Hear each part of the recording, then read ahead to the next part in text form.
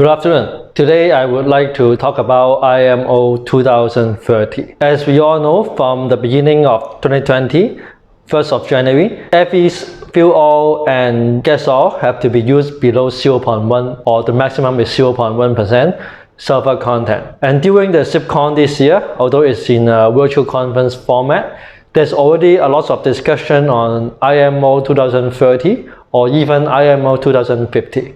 So if IMO 2020 is about sulfur, IMO 2030 and 2050 is on carbon emission. As we all know, carbon dioxide is one of the causes for the greenhouse effect.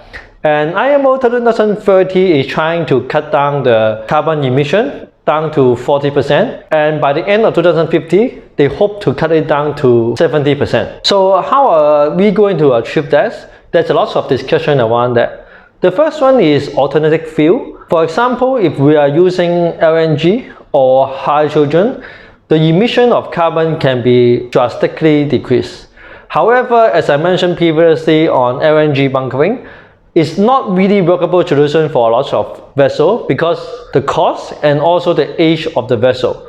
It doesn't make sense if you install something that costs even more than the vessel. That could be one direction, but I don't see that could fit onto most of the vessels now operating in the market. The second way to do it is to decrease the speed of the vessel. According to some research, if every vessel just slow down by 50%, there's an average 14% lower on the carbon emission can be achieved. However, the problem for that is if every vessel is slowing down, that means we need more vessel to ship even for the same amount of cargo now in the market. So in that case, the actual carbon emission will actually increase because of more vessels coming to the ships and on the sea.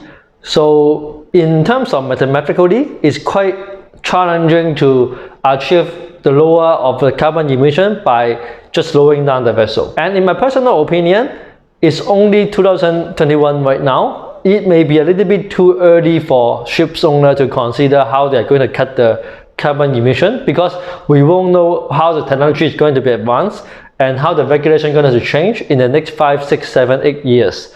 So I would say we can just relax, try to operate the business in the COVID-19 situation, and we consider the 2030 when it's 2028 or even 2029. And I hope the information is helpful. Until next time.